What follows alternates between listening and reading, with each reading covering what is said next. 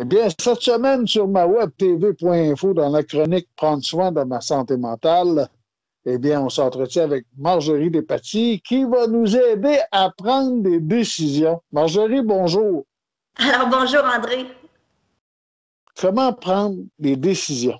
Ouf, c'est pas toujours facile de prendre des décisions. Nos décisions sont parfois prises parce qu'on a peur, sont parfois prises parce que on est dans nos scénarios. Comment faire le ménage dans tout ça? Comment prendre la meilleure décision pour soi? Donc aujourd'hui, ce que je vais faire, c'est vous partager un truc très simple qu'on peut faire n'importe qui à la maison qui va nous permettre de savoir si notre décision vient vraiment de notre cœur ou si elle vient de notre mental. Parce que parfois, on prend des décisions, puis après on regrette, on n'est pas sûr, hein, des fois on est indécis. Donc, qu'est-ce qu'il faut faire? En fait, mon truc qui est super simple à faire, c'est que vous allez prendre une feuille. Donc, vous prenez une feuille et vous allez faire une séparation entre les deux sur laquelle vous allez mettre les pour d'un côté et les contre de l'autre. Et vous sortez tous les pour et les contre face à la décision que vous avez à prendre.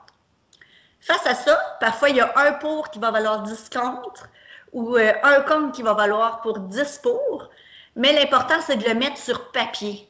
De mettre sur papier les pour et les contre d'une décision va vraiment nous permettre de prendre du recul face à la situation pour prendre la meilleure décision pour soi.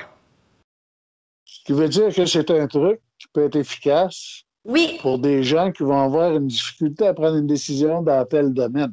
Il y a des décisions qui se prennent rapidement et qui se font très facilement. Là. Mais dans les décisions difficiles, ça serait peut-être bien de faire une liste comme ça. Tout à fait. Quand on a une décision qui a un impact sur notre vie, quand on a une décision qui est difficile à prendre, qu'on ne sait pas quoi faire, c'est un petit truc que n'importe qui peut faire et qui nous permet vraiment de prendre du recul sur la situation pour prendre la meilleure décision pour soi. Marjorie Despatie, merci beaucoup. Dans la prochaine chronique, on parle de quoi? On va parler de l'estime de soi chez les enfants.